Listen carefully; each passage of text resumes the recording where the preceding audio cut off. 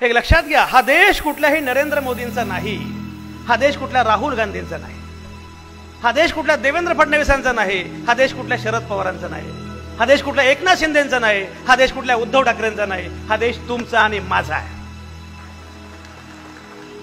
सर्वसामान्य माणूस हा या देशाचा केंद्रबिंदू आहे. बाबासाहेब असं म्हटले 25 नोव्हेंबर 1949 ला बाबासाहेबांचं संविधान सभेमध्ये गाजलेलं भाषण आहे.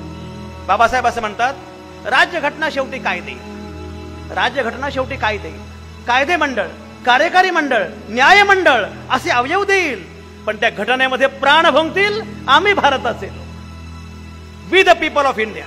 सर्वसामान्य माणूस अत्यंत महत्वाचा.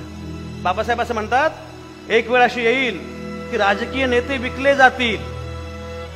काय होते बघा, बाबासाहेब द्रष्टे होते.